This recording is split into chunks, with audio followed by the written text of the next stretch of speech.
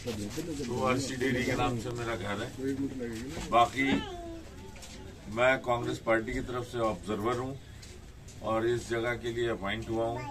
मनप्रीत भाई को सपोर्ट करने के लिए हमारा पूरा जोर है और जिस तरह अरविंद केजरीवाल ने पूरी दिल्ली में तहस नहस करके रखा हुआ है, सिर्फ पब्लिक को दिखाने के लिए रखा हुआ है कि साहब मैं बहुत बढ़िया काम कर रहा हूँ, मैं बहुत बढ़िया काम कर रहा हूँ।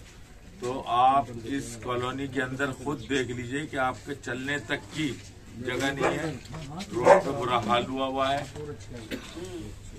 परेशानी दिन ब दिन बढ़ रही है, पानी की कमी। और इसी बात को कहने के लिए हमारी बहन अहमद रिजवी आई है आपके पास, जो कि सोशल एक एक्टिविस्ट भी हैं। अहमद रिजवी से मैं कहूँगा कि वो अपने ख्यालात आपके बारे में पेश करें। देखिए मेरी प्यारी बहनों, मैं कोई पॉलिटिकल लीडर नहीं हूँ, ना मेरा कोई इस तरह का काम है, ना मैं आपको झांसे दूंगी, ना कोई वादे करूंगी। लेकिन जिस तरह के हालात आप भी देख रही हैं, हमने तमाम लोगों ने केजरीवाल को चुना था, शायद ये सोचा था कि हमारे अच्छे दिन आएंगे, शायद कांग्रेस से नाराज थे हम। लेकिन केजरीवाल ने क्या किया तमाम लोगों को निजामुद्दीन पे ताला लगाया, किस तरह उसने कोरोना बम के नाम पर जमातियों को टारगेट किया। चलिए वो सब भी हम भूलने को तैयार हैं, लेकिन कल ही केजरीवाल ने ये कहा है कि मैं हिंदू हूँ तो इसलिए मैं हिंदू की बात करूंगा, मैं मुसलमानों की बात नहीं करूंगा। अगर उसके बावजूद भी आप ये चाहते हैं कि आप केजरीवाल के साथ जाएं, तो फिर आपको सोचिए वो क्या करेगा। आप ये देखिए, बिल्किस बानो हमारी बहन थी, गुजरात की बिल्किस बानो, जिसका 2002 में दंगों में बीजेपी वालों ने, आरएसएस वालों ने सामूहिक बलात्कार करा था।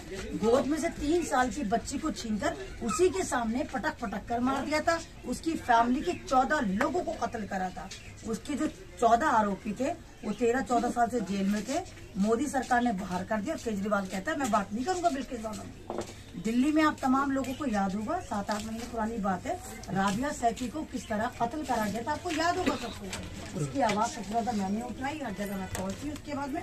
और क्या हुआ, कोई इंसाफ नहीं मिला। ऑन ड्यूटी केजरीवाल ने उसको मरवा दिया, क्योंकि ये कोरोना के नाम पर जो मास्क बांटे जा रहे थे उसमें बहुत ज्यादा ड्रामेबाजी होती, घोटाला हो रहे थे। उस लड़की ने, बेवकूफ ने सोचा कि मैंने पुलिस की नौकरी ज्वाइन करी है, सेल्फ डिफेंस में सबूत जमा कर लेती हूँ। लेकिन वो मासूम लड़की 21 साल की ये भूल गई कि ये लोग बहुत चतुर हैं, चालाक है। उसने वीडियो बना दी, कई करोड़ का कलेक्शन था जो फर्जी चालान पे बन रहा था। अब ये देखिए, ऑन ड्यूटी उसको इतनी हैवानियत से मारा गया कि निर्भया कांड भी इतना तगड़ा नहीं हुआ था। उसकी आंख निकाल दी, उसके ब्रेस्ट काट दिए, चाकू ऐसे कर करके घुमा रखे थे, 55 जगह से उसको काट रखा था। कोई उसको इंसाफ नहीं मिला, न केजरीवाल ने। जो केजरीवाल ये कह रहा था कि अगर सेल्फ डिफेंस में ऑन ड्यूटी कोई भी भाई बहन मारा जाता है तो मैं 1 करोड़ दूंगा, लेकिन उसके घर में फूटी कौड़ी नहीं दी।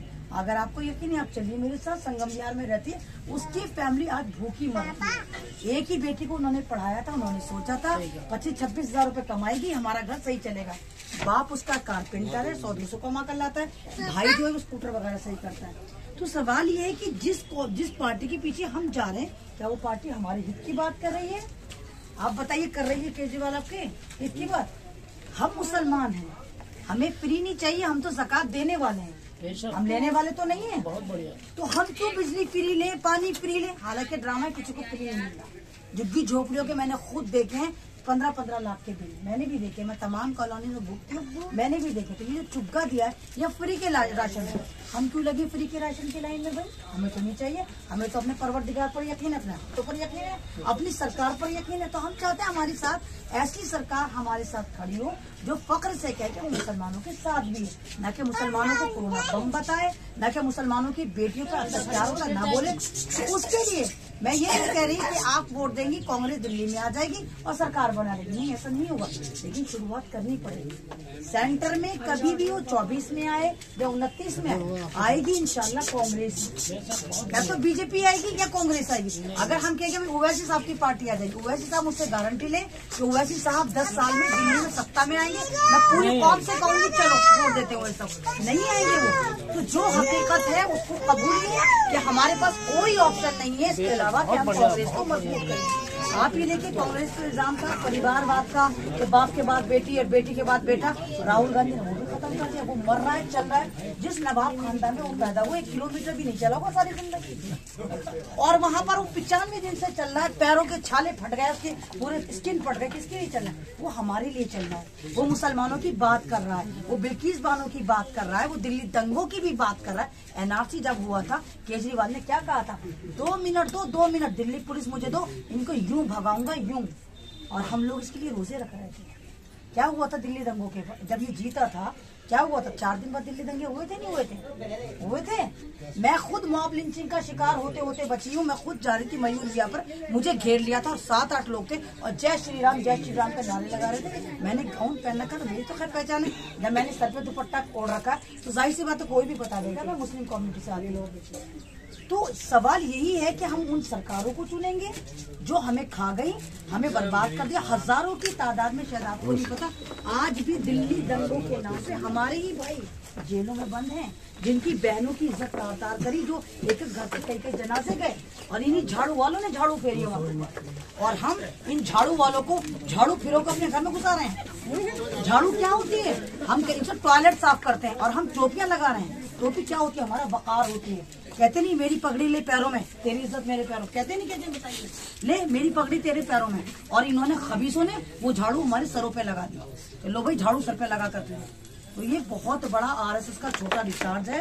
पूरा का पूरा ये हिंदुत्व पे चढ़ रहा है। हिंदुत्व का मतलब आरएसएस पे मुसलमानों का जेनोसाइड यानी कि नरसंहार होना शुरू हो गया है। हर जगह मुसलमानों को मार रहे हैं और आप बेवकूफ फिर भी कह रहे हैं केजरीवाल हम तेरे साथ हैं, केजरीवाल हम तेरे साथ हैं।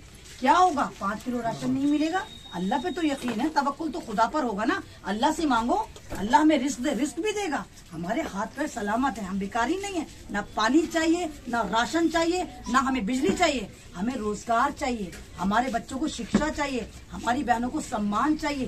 क्या आप लोग ये नहीं चाहते कि ऐसा हो? मैंने कुछ गलत कहा हो तो आपका जूता मेरा सर। नहीं, बहुत अच्छे बोल।